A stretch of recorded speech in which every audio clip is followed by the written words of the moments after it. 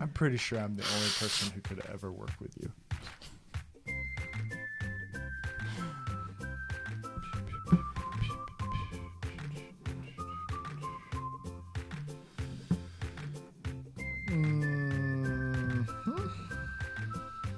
Oh, I'm ready. You ready? Actually, I'm not ready. And today we wanted to answer this question. What do you do when you feel like your partner is not pulling their weight as a parent and a partner? You know, this is a really serious conversation because, I mean, we have couples who come to us all the time. And, I mean, this is the kind of conversation where couples split up. Correct. Or start asking themselves the question, like, did I pick the right partner? So, I mean, those are pretty intense, you know, conversations and things to be thinking. What we hear very often is a story like this. Sam and Leah are your typical working parents trying to balance the beautiful chaos that is parenting, working, and trying to build a community where they have friends, their kids feel safe, and they enjoy life. Most days they can get through the daily routine without a lot of conflict and tension between them, but every month there seems to be one big blow-up moment. A moment when they say mean things, get frustrated with one another, and walk away from each other feeling miles apart. And the general theme for Leah is that she feels overworked and underpaid. She works full-time and takes on about 80% of the kid-related tasks and 90% of the emotional parts of being a parent. And the conflict might go something like this. So Leah says, Sam, did you remember that Trevor has a school performance this Thursday? Sam, oh man, that's this week? Leah, yes, Sam, that is this week. And Trevor has a speaking part that he's been talking about and practicing 4 weeks. Sam, yeah. I know that. I just forgot it was this week. But why didn't you let me know sooner? Leah, Sam, I did bring it up 3 weeks ago and put it in the calendar and ask you to remember to take off work in the morning so that you can be there. You said you would work it out. Sam, oh, I remember that now. I totally forgot. Work's been really busy. I can't take Thursday morning off. I have that big presentation for the board at work. Leah, Sam, this is unbelievable. How could you forget and how could you not make this important? Trevor is so excited about this performance and you not being there is really going to hurt his feelings. Sam, I know. I feel so bad. Well, I'll make it up to him. We'll just do something really fun this weekend as a celebration for his performance. Just make sure to video it, and I'll watch it with him when I get home Thursday, and then he and I will go have some special time this weekend. Leah, are you kidding me? Somehow, because you can't see fit to plan ahead and be at Trevor's performance, you want me to video it and then act like you're doing something special with him this weekend is so amazing? How about I go to the performance because I took work off? I'll deal with Trevor being heartbroken you're not there and try and not make you sound like the thoughtless, selfish dad you are.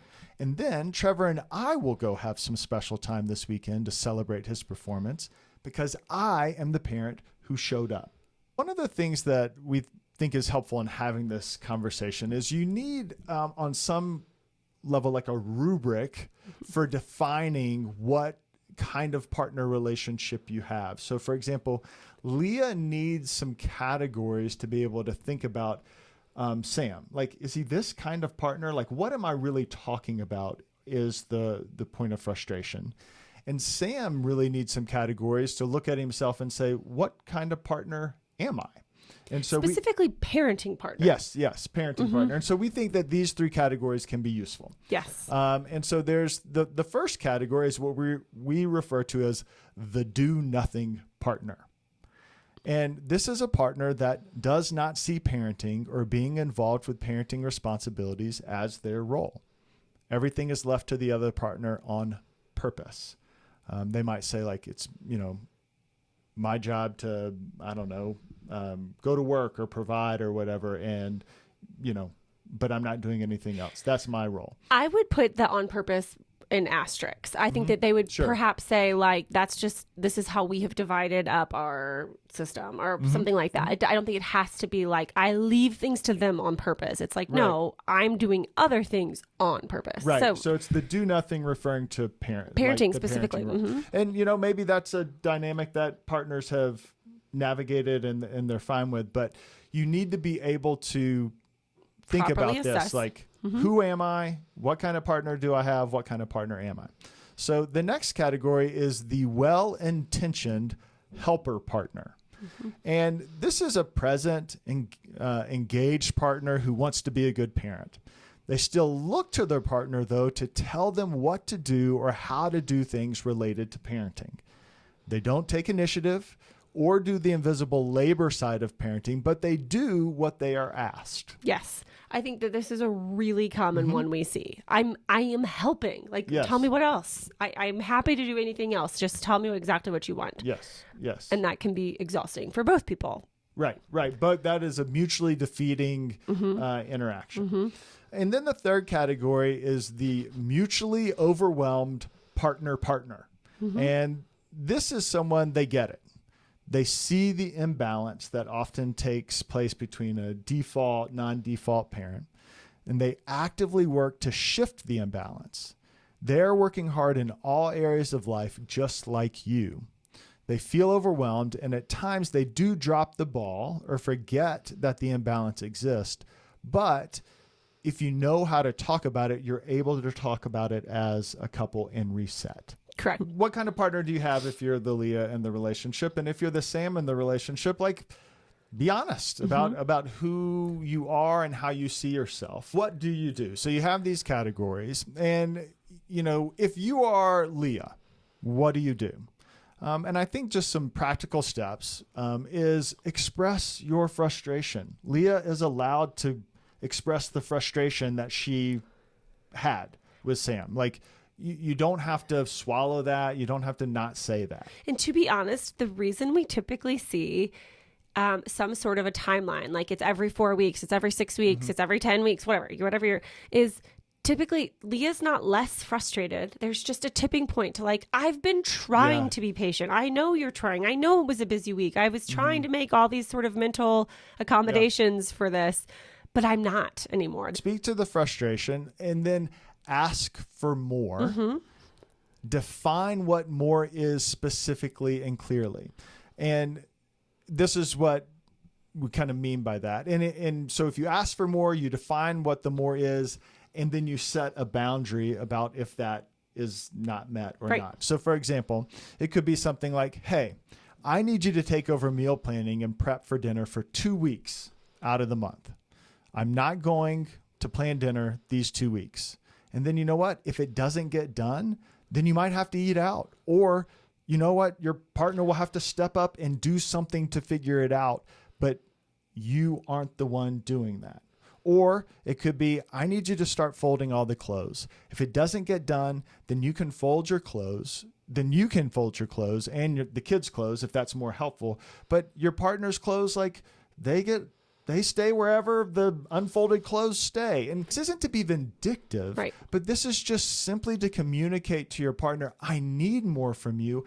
I'm not going to continue to overextend myself. Correct. Because that is typically what the pattern is. I'm overextended, I break. And that is often the pattern. And that's not fair to anybody. That feels terrible. It is really no wonder that this really does become a relationship breaking thing and they feel small. This feels like, this is ridiculous. You can't really be upset about that sock or that dish or this performance. All the things. Correct. Exactly. Stacking up. And if you're Sam, what do you do? And I think for all the Sams in the world, and I would be a Sam in the world, this is definitely things that we have had to navigate before. Sam has to set aside his defensiveness and listen to his partner.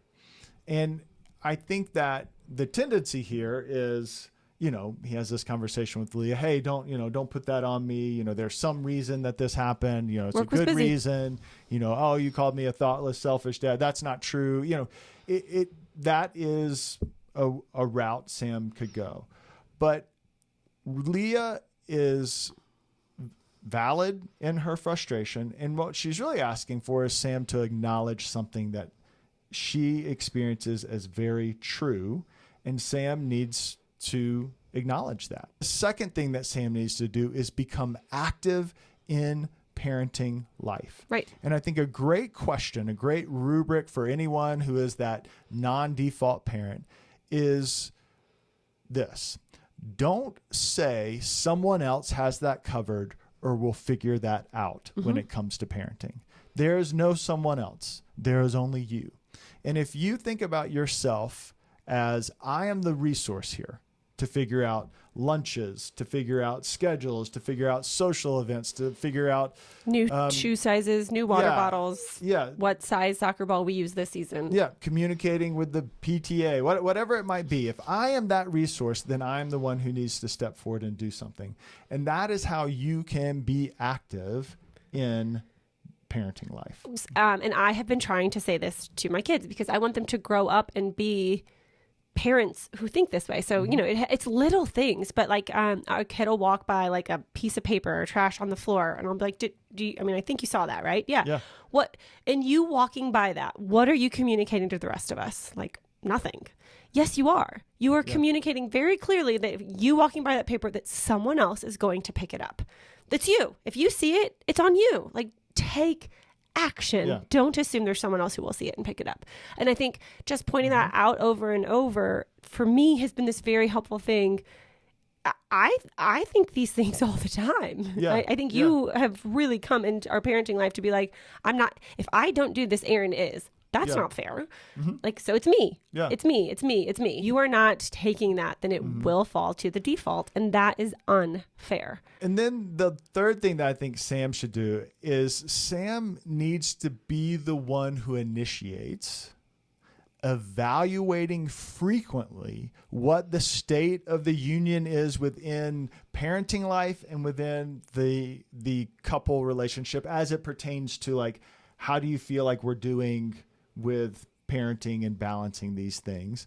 We have this system check for parenting partners. So it's a weekly or a bi-weekly like an assessment we created. Assessment that you can go through with your partner to evaluate who's doing what.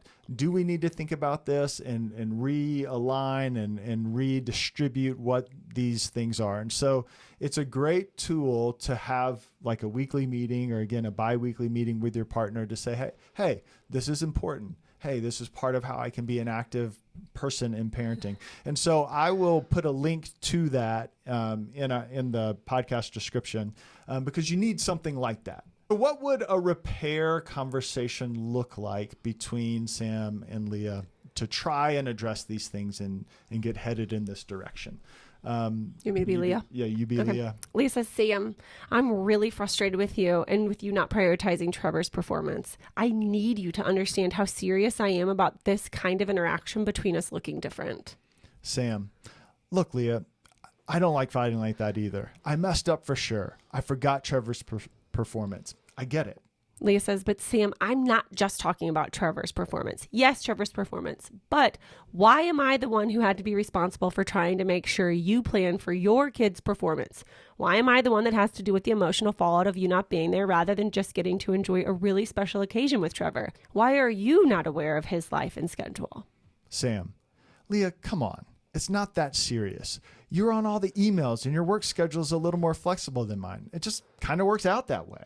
Leah, Sam, I am telling you directly, very directly, that I am not okay with it just working out that way. I'm not going to keeping you up with what's happening with the kids and just doing what needs to be done because it just works that way, which is falling to me. Sam, okay, what are you saying then? I'm saying that we need to sit down and go through what we're both doing as parents and make sure nothing is just falling to one of us, but that we're purposefully choosing what we each need to be doing and that I'm not the parent coordinator. Sam, okay. I don't think I see it as you are doing mountains of more work than me when it comes to parenting. But it would be good to sit down and go through it all. Maybe I'm thinking I do more than I do, or maybe I don't get how much you're doing, or maybe you're misunderstanding all that I do. Honestly, I don't really know, but it seems, according to what you're saying, that it's really important and needs to be done. So let's do it. Great. I marked off time in the calendar for us to sit down this weekend and go through it. Sam, I will make sure to not miss it like I missed Trevor's performance. These aren't just happy-go-lucky conversations, but they are important conversations. Leah needs to be able to say, I have to be able to say this. I'm really frustrated. I need more from you. And Sam, although, kind of like, well, that defensiveness, that sort of like, I don't really see it that way. Eventually, what Sam needs to do is say like, okay, like I can acknowledge that this feels true.